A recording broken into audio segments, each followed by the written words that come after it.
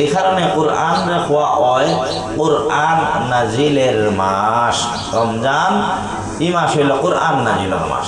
এই মাসও আমরা কোরআনে করিম তিলাওয়াত করতাম বেশি বেশি করিয়া। যখন সুযোগ পাই কোরআনে করিম তিলাওয়াত করতাম। ফজরের বাদে হইলে কমপক্ষে একটা সূরা তিলাওয়াত করতাম। মাগরিবের পরে হইলে কমপক্ষে একটা সূরা তিলাওয়াত করতাম। আমরা সকালবেলা যখন 10টা 11টা হয় এই সময় তো গরুর খাম খাত যেটা প্রায় আঠি যায় গিয়া নাইয়া দুইয়া গোসল করিয়া আপনার জায়গাত মুসল্লা লইয়া বই দিতাম, তিলাওয়াত করতাম। জোহরের পরেও পারলে তিলাওয়াত যা পারে যতটুকু আপনার আমার সাধ্যের ভিতরে হয় কোরআনে করিম তিলাওয়াত করতাম। কোরআনে করিম আর রমজান এই দুইটা জিনিস একত্র হইলে আস-সাওমু ওয়াল কুরআনু ইয়াশফাআনি ইয়াউমাল কিয়ামাতে।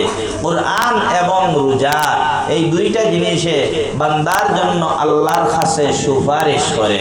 রোজায় কয় আল্লাহ আপনার বান্দারে আমি খানা পান করা তাকে বিরত রাখছি, আপনি আমার সুপারিশ কিতা করুকা, কবুল করুকা। কোরআনে কয় আল্লাহ আপনার বান্দার রাতের ঘুম আমি খাড়িয়া নিছি কি ঘুমাইতে পারছে না বান্দা, কোরআন নিয়ে মগ্ন থাকার কারণে আপনি আমার সুপারিশ তার পক্ষে কবুল করুকা। কোরআন এবং রমজানের সুপারিশে আল্লাহ রাব্বুল আলামিন কিতা করেন আপনার কবুল করেন। কোরআনের ব্যাপারে আরো মেলা কথা আছে যে কোনো মানুষ মারা যাওয়ার পরে যখন আযাবের ফেরেশতা তার শাস্তি দেওয়া তাই কোরআনে করিম আপনার কিতাব তার মাথার উপরে তাকে ছায়া দিয়া তার কাছে আয় আযাবের ফেরেশতারে রুখিয়া আপনার কোরআনে করিম আল্লাহ রাব্বুল আলামিনের কাছে গিয়া ওই বান্দার জন্য আযাব তাকে মুক্তির মাহফিল আর জান্নাতের আপনার বন্দোবস্ত করাইয়া হে আবার কবর বান্দার সাথে সাক্ষাৎ করে। অনেক ফজিলত আছে কোরআন। এখানে কোরআন আমরা বেশি করে পড়িতাম।